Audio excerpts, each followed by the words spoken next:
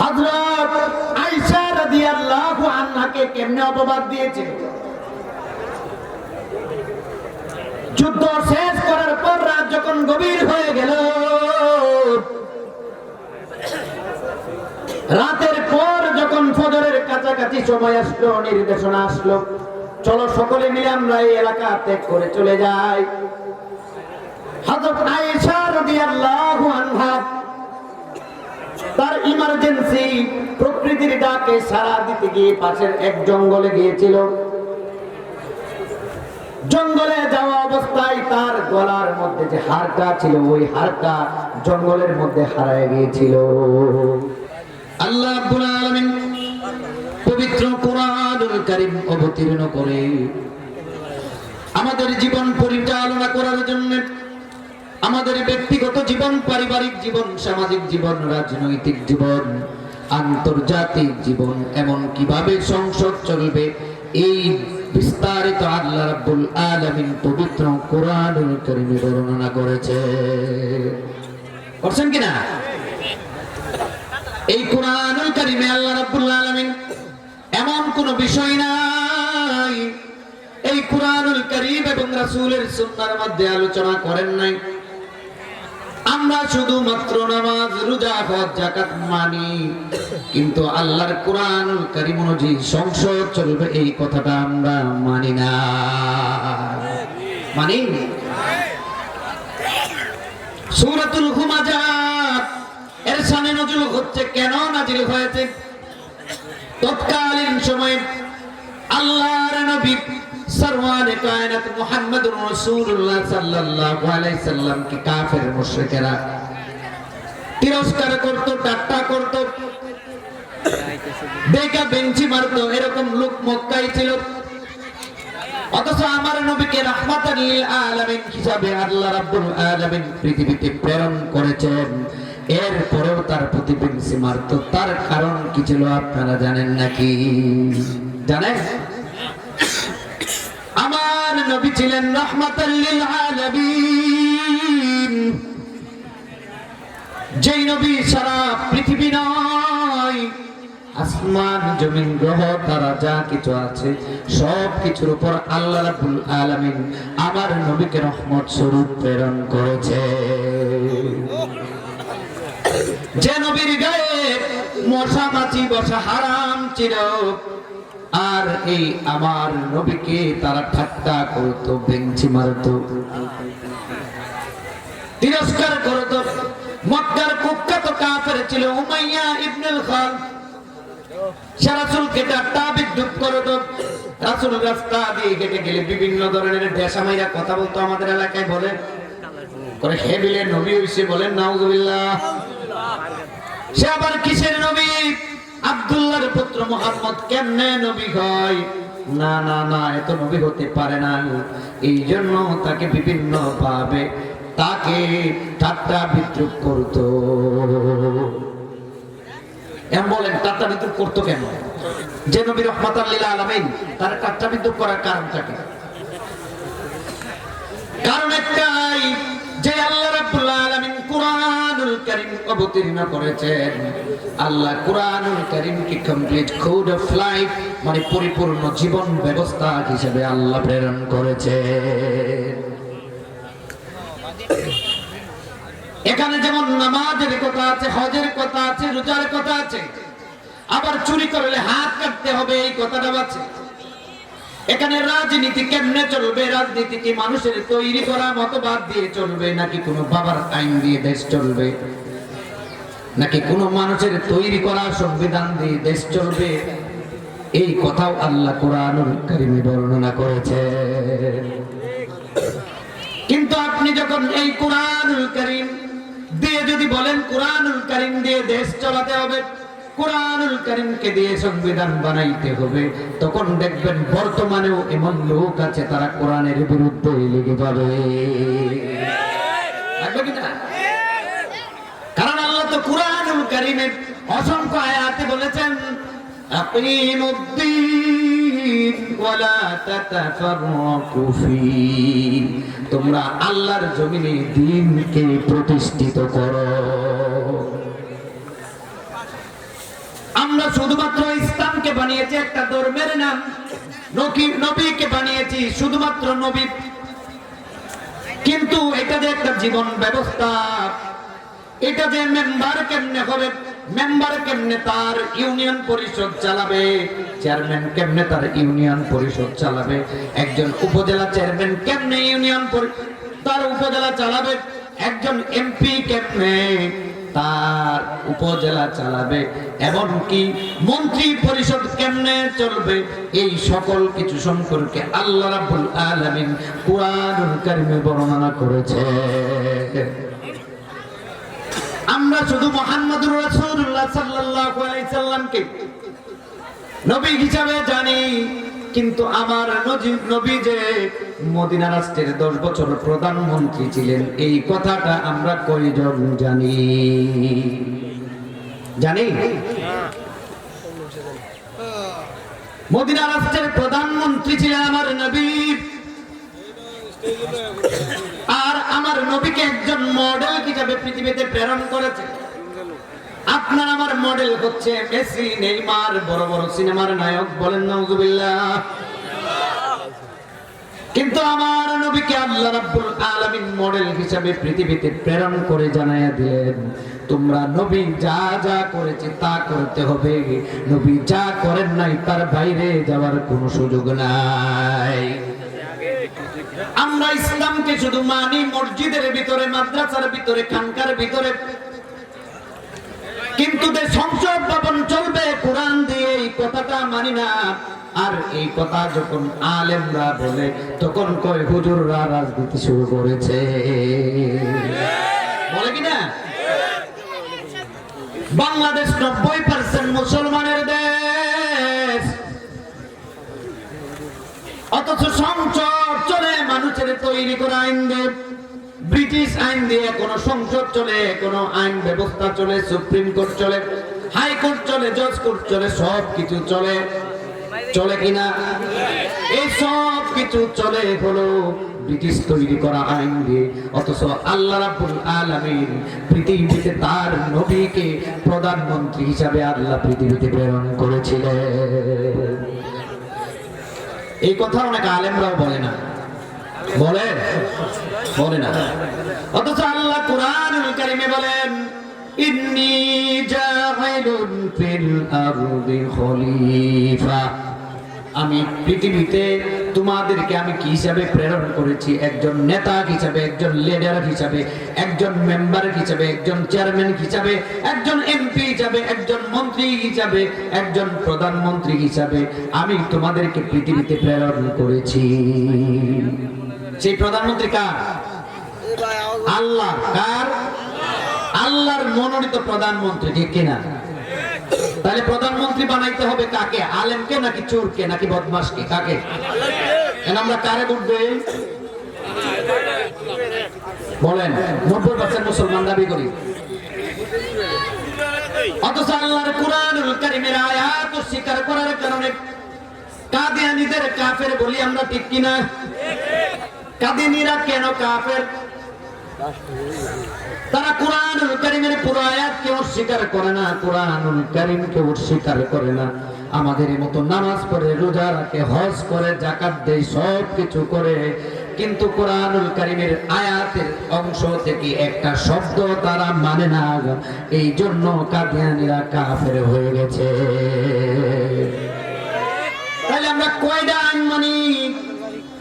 আল্লাহ বলছেন তোমার আইন চলবে কোরআন দিয়ে, চোর এবং চোরনির হাত কেটে দাও, জিনাকুরকে পাথর মেরে মেরে ফেলো। এই দেশে কি এই আইন আছে নাকি? এই আইন কি কায়েম আপনারা করবেন নাকি? কেমনে করবে? জি জি জি, ঠিক আছে, ধন্যবাদ, শুকরান। কারণ আল্লাহ কুরআনুল কারীমের আয়াত নাযিল করে জানিয়ে দেয়, নবীকে एग्जांपल দেয় আল্লাহ। দাউদ আলাইহিস সালামের প্রতি কুরআনুল কারীমের আয়াত অবতীর্ণ করেছিলেন। দাউদ আলাইহিস সালামের ব্যাপারে আল্লাহ রাব্বুল আলামিন एग्जांपल টেনেছেন, উদাহরণ টেনে দিয়ে নবীর ব্যাপারে বলেছেন, ও নবী, ইয়া দাউদ ইন্না জাআলনাকা খলিফাতান ফিল আরদ ফাহকুম বাইনা ইলান-নাসি বিল হক। হে দাউদ, আমি তোমাকে পৃথিবীতে একজন প্রতিনিধি হিসাবে পাঠাইলাম, যাতে করে তুমি তোমার ধর্মগ্রন্থ, তোমার যে ধর্মগ্রন্থ দিয়েছি এই সত্য সহকারে তোমার কিতাব অনুযায়ী তোমার রাষ্ট্র পরিচালনা করো। আর আল্লাহর নবী কে হক বলতে কোরআনকে বুঝিয়েছেন, এই পবিত্র কোরআনুল কারীমকে বুঝিয়েছেন হক। কোরআনুল কারীমকে বলেছেন হক। এইটা হচ্ছে কমপ্লিট কোড অফ লাইফ। এই পবিত্র কোরআন অনুযায়ী আল্লাহ এমন কোন বিষয় নাই অবতীর্ণ করেছেন, এইটা অনুযায়ী আমাদের জীবন পরিচালনা যদি আমরা না করি তাহলে আমরা কাফেরের পর্যায়ে পড়ব। কাদিয়ানীরা যেমনি করে একটি শব্দের কারণে তারা কাফের, আর এই কোরআনুল কারীমে ৬৬০০ আয়াতের উপরে আল্লাহ আয়াত অবতীর্ণ করেছেন। কয়টা আয়াত আমরা মানি বলেন আপনারা? তাহলে কি আমরা কাফেরের পর্যায়ে কাছাকাছি গেছি? নামে গেলে মুসলমান, বাবা মারা আছে মুসলমান, এই কারণে মুসলমান। অথচ আল্লাহর নবীকে কাফের মুশরিকরা আল-আমিন আস-সাদিক উপাধি দিয়েছিল। তারা তাকে এত বিশ্বস্ত মনে করেছিল, তারা তাকে আল্লাহ আমিন উপাধি দিয়েছিল, আস-সাদিক উপাধি দিয়েছিল। কিন্তু আমার নবীকে তৎকালীন সময়ে তখনই তারা টিটকারি দেওয়া শুরু করলো, যখন আমার নবী বললেন এই কোরআন দিয়ে, আল্লাহর কোরআন অনুযায়ী, আল্লাহর কথা অনুযায়ী তোমাদের দারুন নদওয়া নামক সংসদ ভবন চলবে কোরআন দিয়ে। তখনই শুরু হয়ে গেছে টিটকারিটা। আমার তো ওই জায়গায় এখন দেখবেন অনেক মানুষ আছে, হুজুর আরে হুজুর আপনি মসজিদও থাকবেন, মাদ্রাসা থাকবেন, খানকাত থাকবেন, পিরিগিরি করবেন, আপনি দরবারও কেয়া, এটা আপনার করার দরকার নেই। আর আমরাও মেন্টালিটি এরকম হয়ে গেছে, কোন আলেম যদি খারাপ চেয়ারম্যান নির্বাচন 5 জনকে হুজুর হাই হাই হাই এটা খারাপ জায়গায় জানে যায়, কারণ সুররারে আমরা অলরেডি লিখিত দেয়া দিচ্ছি। আলেম কারে লেখা আয় হুজুর এটা পারতো না। আচ্ছা আপনি বলেন, কোন জায়গায় যদি ময়লা পড়ে থাকে, ময়লাটা যদি সবাই গন্ধ গন্ধ গন্ধ করতে করতে করতে করতে সবাই গেলেন গা, মরা গরু পড়ে রয়েছে, এটার গন্ধ কি দিন দিন বাড়বে না কমবে? তাহলে এইটা পরিষ্কার করবো কেন? আপনি সামান্য একজন মেম্বার ৯,০০০ টাকা না কত হাজার টাকা বেতন খরচ করে ৫ লাখ টাকা কেমনে? আর চেয়ারম্যান অবশ্য কোটি টাকার উপরে বাজেট পায় 5 বছরে, প্রায় ৮০ কোটি মারিয়া দেয়, ৮০ লক্ষ আর বাহিনী কাজ করে আসে।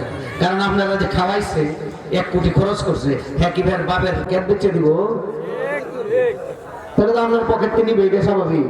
কারণ আপনি সুর বাটপাট পাঠান ইউনিয়ন পরিষদে, উপজেলাতে, পরে কোন আইরে আমি একটা কার্ড করছিলাম, হ্যাঁ আমার দিল না, ৫,০০০ টাকা চাইছে, কয় কি না?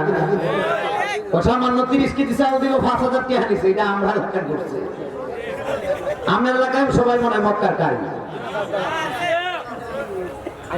দুষ্কার জনগণ। আল্লাহর নবী যখন বলেছিলেন তোমরা আমার সাথে পড়ো লা ইলাহা ইল্লাল্লাহ, তখন তারা মনে করেছিল তারা তো কোরআনুল কারীমের অর্থ জানতো, লা ইলাহা ইল্লাল্লাহর অর্থ তারা জানতো। আমরা শুধু লা ইলাহা ইল্লাল্লাহর অর্থ জানি, আল্লাহ ছাড়া কোনো মাবুদ নাই, উপাস্য নাই, এই কথা ঠিক না? অথচ লা ইলাহা ইল্লাল্লাহ শব্দের অর্থ হচ্ছে আল্লাহ ছাড়া কোনো আইনদাতা নাই, কোনো বিধানদাতা নাই, কোনো আইন প্রণয়ন কর্তা নাই, কোনো সংবিধান রচয়িতা নাই আমার আল্লাহ ছাড়া।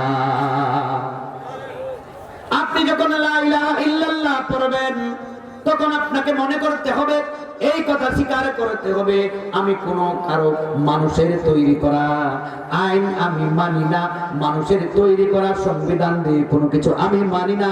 আমি মানি একমাত্র আল্লাহর কোরআনুল কারীম দিয়ে দেশ চলবে, এই কথা আমি মানি। আর যখন আপনি এই কথা বলবেন তখন দেখবেন একদল লোক আপনার পিছনে লেগে যাবে।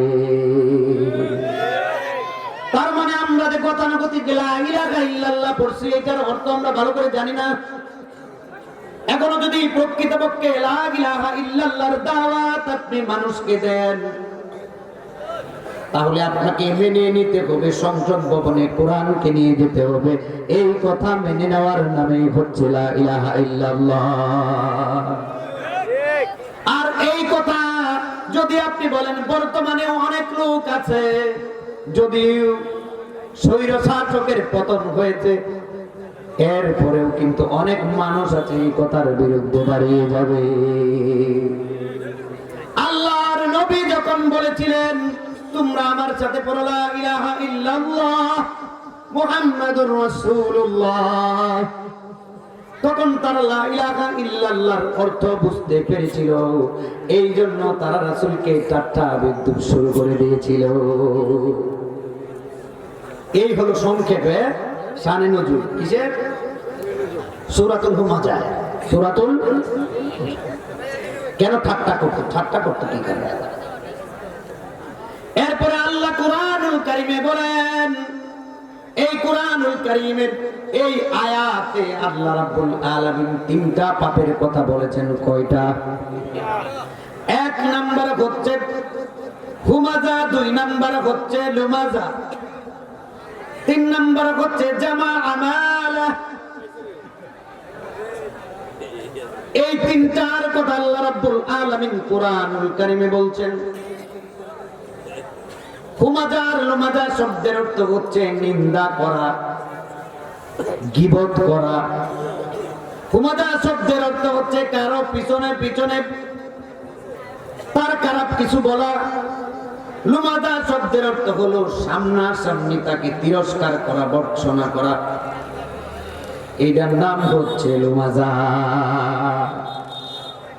তাহলে পিছনে গীবত কয় না? আমরা আব্দুর রহমান আব্দুর রহিম খুব ক্ষমতাশালী, আমরা সামনে কিচ্ছু করবো না, পিছনে করছিস এর মতো ছাগল আর আছে, এর মতো বাদ পাড়ার আছে। এ দরবার হলে আমরা তো ৫,০০০ কে নিছে, আবার সেই পক্ষ থেকে নিছে ১০,০০০, এর লাগে আমার পক্ষে বিচারটা দিল। কথা কিন্তু সত্য বলছে। সামনে কয় হুজুর আপনি কত বালা, আপনার মতো বালা মানুষ এই আমাদের এলাকা কেন বাংলাদেশেও নাই।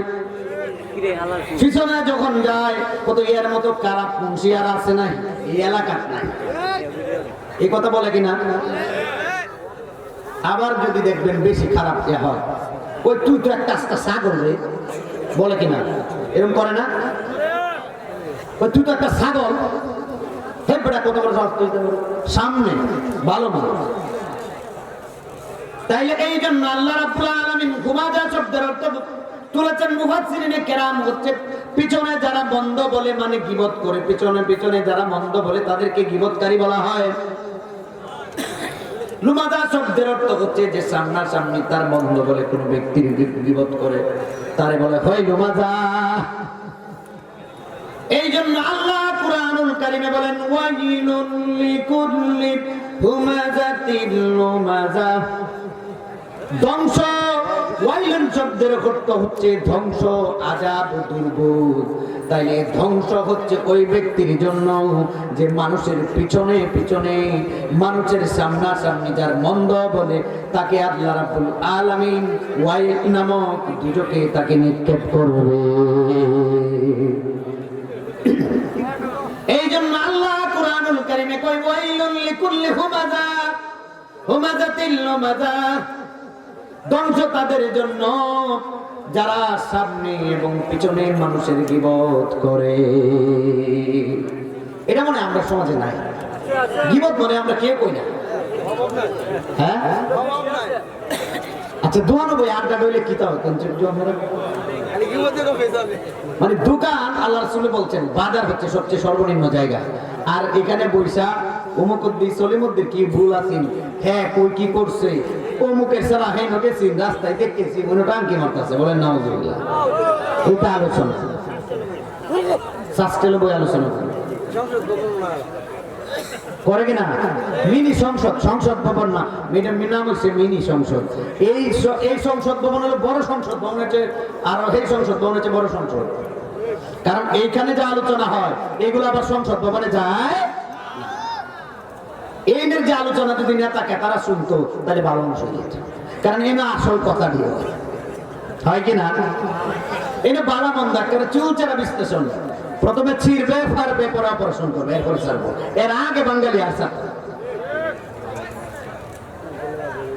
এই জন্য আল্লাহ রাসূল সাল্লাল্লাহু আলাইহি সাল্লাম বলেছেন, গীবত কারে কয় এটা আমাদের জানা দরকার আছে কিনা? পিছনে নিন্দাকারী। وعن أبي هريرة رضي الله عنه قال قال رسول الله صلى الله عليه وسلم أتدرون ما الغيبة? রাসূলকে প্রশ্ন করা হলো, ইয়া রাসূলুল্লাহ, গীবত কি? খারাপ মানুষকে আপনি খারাপ বলার কে? আপনাকে এই অধিকার আল্লাহ রাব্বুল আলামিন দেন নাই।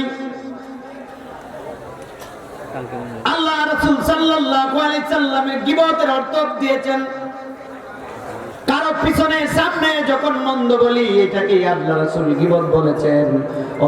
অর্থচ আমরা এমন কোন লোক বাকি নাই বাংলাদেশের মানুষ, আমার মনে হয় 99.5% মানুষ দোকানে না যেখানে বসে আর সেখানে গীবত আর গীবত করে মানুষের, ঠিক কিনা?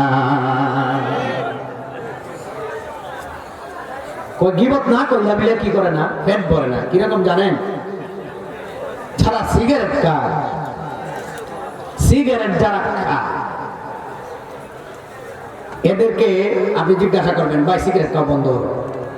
হ্যাঁ, কইবো দুর্বড়া সিগারেট খাওয়া বন্ধ করতাম তো চাই, কিন্তু টয়লেটে গেলে আর পায়খানা হয় না আমার। বলেন নাউজুবিল্লাহ। টয়লেটে গিয়ে সিগারেট না খাইলে বলে আর পায়খানা হয় না, এই কারণে সিগারেট খাওয়া ছাড়তে হবে। আমাদের অবস্থাও এরকম হয়েছে। কিছু কিছু মানুষ আছে যে আজকে বাইরে থেকে অসুস্থ, বের হতে পারতেছে না, কোন সময়কে খালি দোকানে বইবো আর বইয়ে খালি গীবত করবো, নাহলে হের পেট ভরে না, কেসে মনে হয় ভরপুর হয়ে যায়, ঠিক কিনা? এরকম আছে না নাই? কেউ কেউ দেখবেন কলিমন্দির সেরা, জানোস না কি খারাপ? যে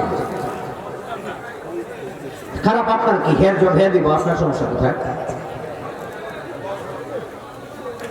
অথচ এই গীবত করার কারণে আল্লাহ রাসূলের হাদিস অনুযায়ী আমরা জানতে পারি, কোন ব্যক্তি যদি কোন একটা গীবত করে, কোন ব্যক্তির একটা খারাপ কথা বলে, কোন ব্যক্তি সম্পর্কে খারাপ মন্তব্য করে, একটা অনেকগুলো নয়, একটা মন্তব্য করে, তাহলে আল্লাহ রাব্বুল আলামিন তার রাসূলকে জানাইছেন, তাকে এই পৃথিবীর পূর্ব থেকে পশ্চিম পর্যন্ত যত দূরত্ব, তত গভীর দুজকের মধ্যে তাকে ফেলে দিবেন। বলেন নাউজুবিল্লাহ।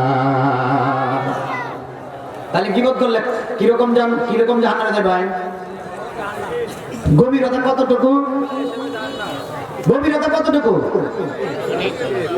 পৃথিবীর আপনার বর্গ মাইল হচ্ছে 12 লক্ষ কোটি বর্গ মাইল। কত? 12 লক্ষ কোটি বর্গ মাইল হলো পুরো পৃথিবীর আয়তন। এই 12 লক্ষ কোটি পৃথিবী, 12 লক্ষ কোটি হচ্ছে আয়তন পৃথিবী। আর এতটুকু নিচে যদি আপনাকে পড়েন, আপনার খুঁজে পাওয়া যাবে না। এই জন্য আল্লাহ কুরআনুল কারীমে বলেন, ওয়াইলুল লিকুল্লি হুমাযাতিন লুমাযা। আল্লাহ বলেন, ধ্বংস তার জন্য যারা পিছনে সামনে মানুষকে নিন্দা করে, মানে মানুষের গীবত করে, ধ্বংস হচ্ছে তার জন্য। আল্লাহ রাব্বুল আলামিন গীবতকারী ব্যক্তিকে ওয়াইলুন নামক জাহান্নামে নিক্ষেপ করে দিবেন, যার গভীরতা হচ্ছে পৃথিবীর পূর্ব থেকে পশ্চিম পর্যন্ত। বলেন নাউজুবিল্লাহ। তাইলে গীবতের কিছু পরিভাষা আছে, আছে কিনা? গীবত শুধু গীবতের আরো কিছু অর্থ আছে না নাই? গীবতের 1 নাম্বার আর একটা অর্থ হচ্ছে নিন্দা করা, 2 নাম্বার হচ্ছে মিথ্যা কথা বলা, মিথ্যা প্রচারণা চালানো, 3 নাম্বার হচ্ছে মিথ্যা অপবাদ দেয়া। কি দেওয়া? কি দেওয়া? মিথ্যা অপবাদ। অপবাদ কি? গীবতের পরিচয় দিতে গিয়ে আমার রাসূল বলেছিলেন, কোন ব্যক্তির মন্দ সম্পর্কে বললে সেটা হয় গীবত, কিন্তু সে ওই কাজটি যে করেনি এই বিষয়ে যদি তাকে বলা হয় সে এই কাজটা করেছে, তাহলে এটার নাম হয় কি? বলেন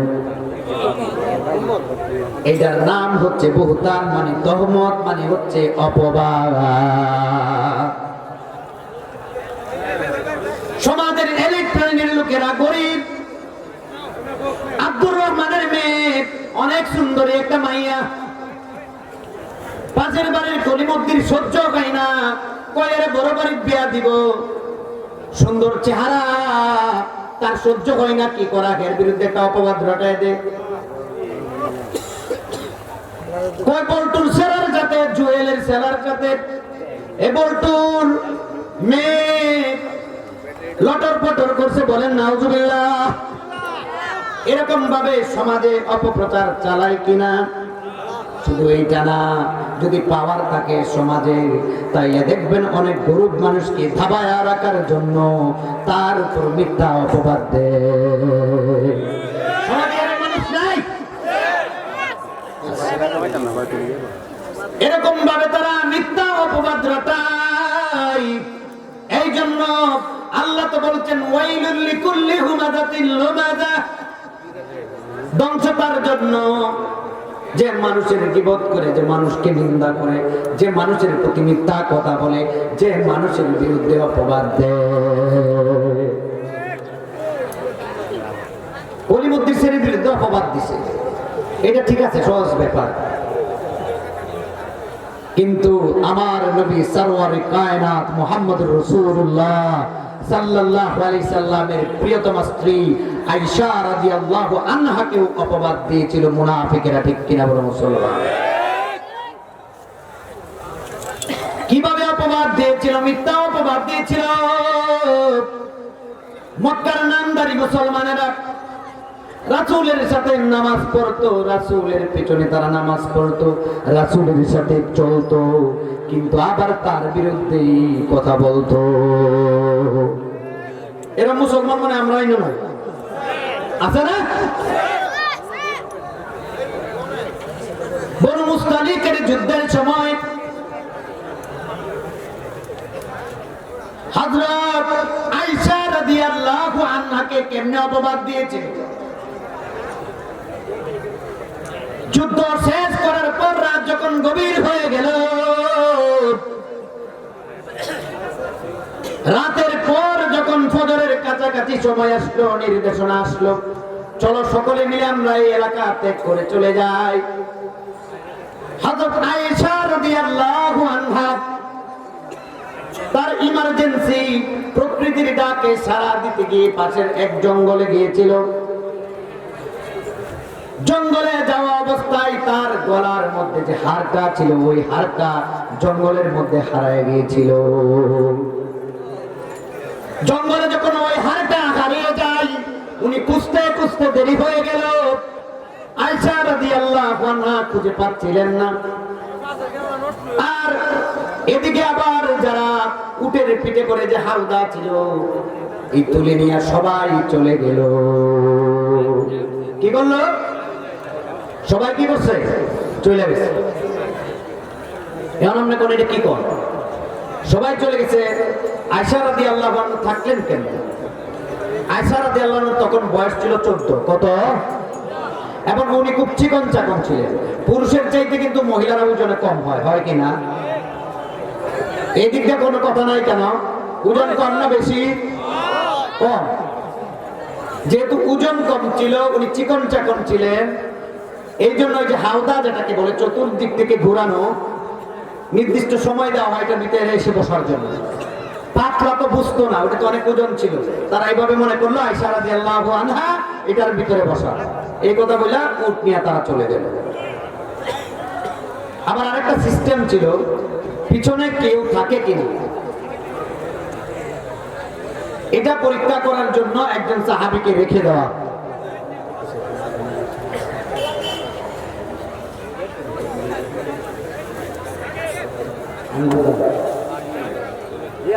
মহিলারা চুল দিয়ে অনেক কিছু রাখে, বিক্রি করে, এটা করা জায়েজ নাই, গুনাহ হবে। চুল দিয়ে কোনো কিছু রাখা যাবে না। আপনি দেখবেন এলাকার কিছু মানুষ যারা আসলে গরিব, তারা কি ব্যবসা করবো, আর কিছু হয় না করতে, তো অনেক চুল রাখবেন, চুল দিবেন, চুল দিবেন, এরকম করে বিক্রি করবে। চুল বিক্রি করা জায়েজ নাই। গুনাহ গুনাহ গুনাহ কবিরা গুনাহ কবিরা গুনাহ কবিরা।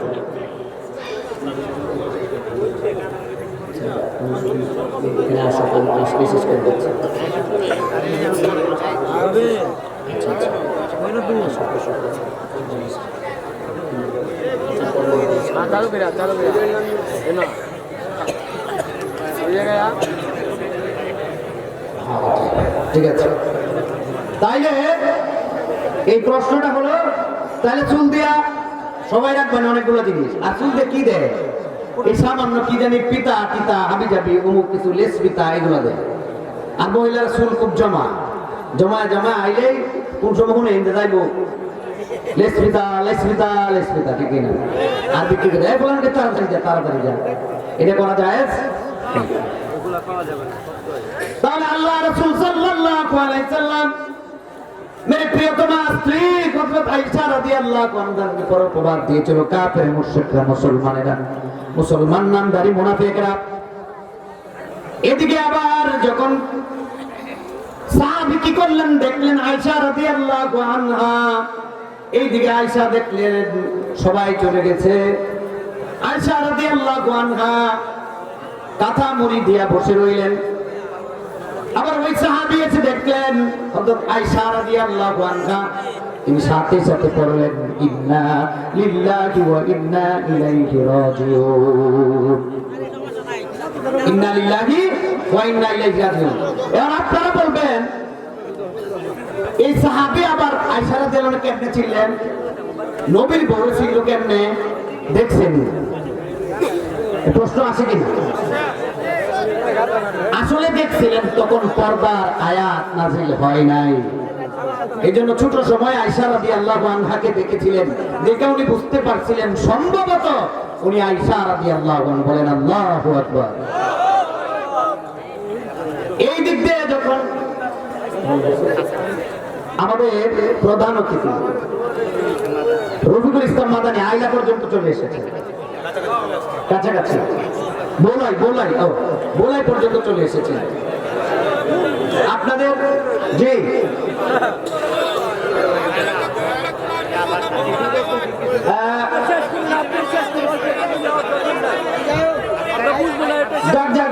আসতেছে অনেক ধরনের ইনফরমেশন আছে, তো অনেকে অনেক বলে যাক মাহফিল কমিটি আছেন,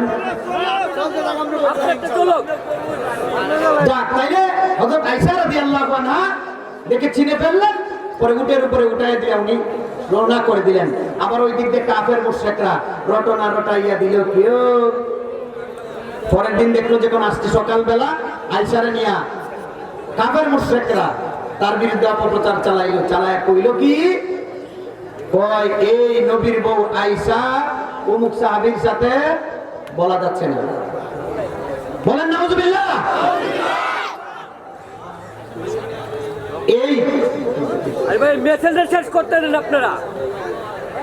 এরপরে আমরা একটু চাইছি এখানে রাসূলের বিরুদ্ধে, মানে রাসূলের স্ত্রীর বিরুদ্ধে অপবাদ রটাইয়া দিল যে রাসূলের স্ত্রীর সাথে অমুক সাহাবী করছে। বলেন নাউজুবিল্লাহ। তাহলে কাফের মুশরিকরা কত বড় খারাপ ছিল, এই মিথ্যা অপবাদ দিয়েছিল। এই মিথ্যা অপবাদ দেওয়াটাও হচ্ছে গীবত, ঠিক কিনা? এরপরে আল্লাহ বলছেন, আমি ওটা বলে শেষ করে দিব, আল্লাযী জামাআ মালাও ওয়া আদ্দাদা, যে কি করে গুনে গুনে টাকা জমায়, গুনে গুনে গুনে গুনে টাকা জমায়। এরকম আছে কিনা? বারবার গুনে কইতে আছে না গেছে দেখি 5000 আছে দেখি কমছে কিনা, পরের দিন আবার আয়া গুনে। বউ দেখে কয় আয় রে ছোট লোক বড় লোক হইলে যে অবস্থা হয় এই অবস্থা হয়েছে। এটা কয় বারবার টিহা গুনে, বারবার টিহা গুনে। এটার ব্যাখ্যা দিলে আবার আরো 1 ঘন্টা দরকার, ওইদিকে আমি যাবো না। তখন কি করলেন, এই যে গণার ব্যাপারে বলছেন যে এটার অনেক ব্যাখ্যা আছে। দেখবেন অনেক মানুষ সুদ খায়, খায় কিনা? সুদ করবো না আমরা দেশও নাই, হ্যাঁ? সুদ খাইলে একটি সুদ খাইলে মার সাথে 70 বার জিনা করার সমান। বলেন নাউজুবিল্লাহ। আপনি আমি যদি নামাজ ছেড়ে দেয় তাহলে আমরা কই হাই রে সি নামাজ পড়ছ না। আর সুদ পাইলে কিন্তু আমরা হারে কই না বাপরে হে তো বড় ধনী। এই সুদ সমাজের রন্ধ্রে রন্ধ্রে ঢুকে গেছে, আছে না নাই? চক্রবৃদ্ধি হারে সুদ খায়, কয় লাখে আমারে 1 মাসে দিবা 10,000, বলেন নাউজুবিল্লাহ। এরকম এই এলাকায় নাই? তাইলে যারা আবার কি করে এই টাকা এইভাবে জমায় গুনে গুনে রাখে, সুদখোর, এরা মদ খোরের আরো বড় খারাপ, ঠিক কিনা? আপনি যদি মসজিদের কমিটি নামাজ না পড়ে তাহলে আর জায়গা দিন না মসজিদ। আর সুদখোরের পিছনে আপনারা নামাজ পড়েন কেমনে, বা সুদখোরের কেমনে মসজিদও জায়গা দেন? এই সুদ দিয়া দেশ ভরে গেছে। এই জন্য আল্লাহ বলছেন ওয়াইলুল লিকুল্লি হুমাযাতিল লুমাযা, ধ্বংস তাদের জন্য যারা কি করে মানুষের পিছনে সামনে গীবত করে, এবং যারা টাকা গুনে গুনে রাখে, এবং যারা সুদ খায়। এদের ব্যাপারে এরা হচ্ছে জাহান্নামের ওয়াইল নামক দুর্যোগে প্রবেশ করবে, বলেন নাউজুবিল্লাহ। তাহলে আমরা আজকে কি জানলাম? প্রথমে বলেছিলাম কি, যে রাসূলকে তারা টিটকারি করতো, যেন সানে পর্যন্ত। কেন করতো? ওই সমাজে তৎকালীন সময় সুদ বাইরে গেছিল, এরপরে আপনার কি গীবত বাইরে গেছিল, এই সব কিছু বাইরে গেছিল। এই জন্য আল্লাহ রাসূলকে তারা টিটকারি মারতো। আল্লাহ এই কোরআনুল কারীমের আয়াত অবতীর্ণ করেছিলেন। এবং যারা সুদ খাবে, মানুষের গীবত করবে, তারা কোন কোন জায়গায় তারা যাবে? ওয়াইলুন নামক জাহান্নামে তারা নিপতিত হবে। আল্লাহ রাব্বুল আলামিন আমাদের এই সুদ খাওয়া থেকে, মানুষের গীবত থেকে আমাদেরকে বেঁচে থাকার তৌফিক দান করুন, বলেন আমিন। ওয়া মা আলাইনা ইল্লাল বালাগ। আসসালামু আলাইকুম ওয়া রাহমাতুল্লাহি ওয়া বারাকাতুহু। আরেকটা কথা বলি, আমাদের যিনি আজকে যে মাহফিলের যিনি দাওয়াত দিয়েছিলেন, উনি আমার বন্ধু ভাই সাজু ভাই। সাজু ভাইয়ের যা প্রচেষ্টা ছিল, এই প্রচেষ্টার বদৌলতে আজকে এই মাহফিলটা হচ্ছে। উনি অনেক কষ্ট করেছেন। আমার অনেকেই কনফিউজ হচ্ছেন যে দেশের পরিবেশ কোন জায়গায় যায়, কি হয়, আসে কিনা। উনি সর্বোচ্চ চেষ্টা করে এনেছেন। আমরা ওনার জন্য দোয়া করি, আল্লাহ রাব্বুল আলামিন ওনাকে দ্বীনের জন্য কবুল করেন, বলেন আমিন। ওয়া মা আলাইনা ইল্লাল বালাগ। আসসালামু আলাইকুম ওয়া রাহমাতুল্লাহি ওয়া বারাকাতুহু।